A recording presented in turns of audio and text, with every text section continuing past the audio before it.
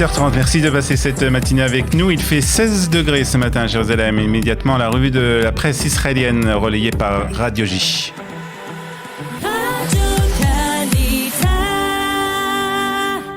De la presse israélienne, en direct de nos studios de Jérusalem. Et oui, les studios Kalita avec Olivier Granillic, et ce n'est pas une surprise, Olivier, c'est Eli Kay, la victime de l'attentat d'hier à Jérusalem, qui est à la une de la presse israélienne. Le cœur pleure en silence, c'est un poème qui a été écrit par Eli Kay, et c'est aussi le titre ce matin du Yediot Ahronot qui a choisi la photo de Eli Kay en soldat pour sa première page.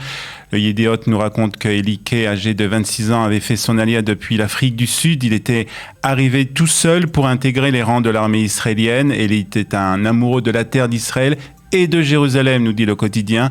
Il aimait tellement cette ville qu'il avait décidé d'en faire partager son amour aux autres.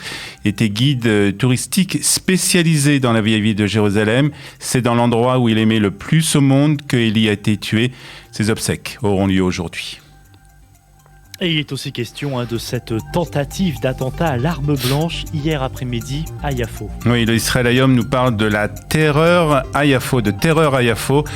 Ce titre, donc, pour le Israël Hayom, ce quartier au sud de Tel Aviv, un jeune Palestinien âgé de 18 ans a essayé de poignarder un Israélien de 68 ans alors qu'il se promenait avec sa femme. L'homme a été légèrement blessé et transporté à l'hôpital de Holon. Yoav Limor, dans Israël Hayom, redoute que Israël se trouve à la veille d'une nouvelle vague terroriste et pointe du doigt le responsable. Il s'agit bien entendu du Hamas. Cette vague devait s'étendre. Israël devra agir pour arrêter le double jeu joué par le Hamas entre la bande de Gaza et la Judée-Samarie. Il parle aussi des frictions entre les habitants de la vieille ville et les Palestiniens à Jérusalem-Est. Une friction qui est un véritable défi, dit-il, pour les forces de sécurité. Puis le journaliste Amichai Attali, dans le Yediot Ahronot, nous parle lui aussi de cette tension qu'il connaît bien puisqu'il a grandi avec ses parents au Lim de France dans la vieille ville de Jérusalem. Il parle des attaques terroristes qui ont eu lieu dans cette vieille ville, dans ce quartier de Jérusalem, particulièrement celle dans laquelle son frère Elchanan a été tué. C'était en 1986. Il se rendait à la yeshiva quand un terroriste l'a poignardé à proximité d'une des portes de la vieille ville de Jérusalem. La ville aimée et maudite, c'est le titre de l'éditorial de Amichai Attali ce matin dans le Yediot. Et la presse nous dresse le portrait du terroriste responsable de l'attaque dans la vieille ville.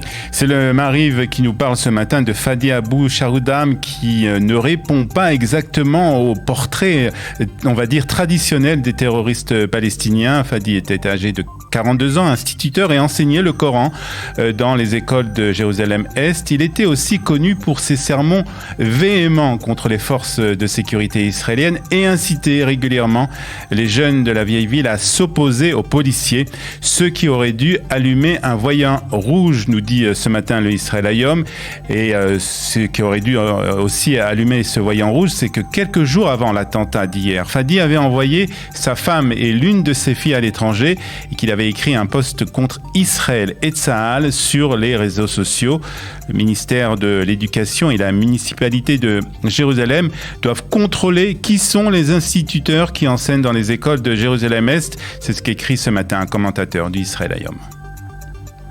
Coronavirus, l'indice de contamination continue d'augmenter, mais le gouvernement n'a pas l'intention d'imposer de nouvelles restrictions. Oui, c'est ce que nous dit ce matin le Maariv et le reste de la presse israélienne. Malgré les signes d'une légère hausse de l'épidémie ici en Israël, le Premier ministre Naftali Bennett a indiqué hier que le gouvernement ne prévoit pas d'imposer de restrictions majeures cet hiver. Le chef du gouvernement a affirmé lors d'un point de presse qu'Israël est bien préparé pour affronter une nouvelle vague de coronavirus et l'émergence potentielle d'un nouveau variant résistant au vaccin.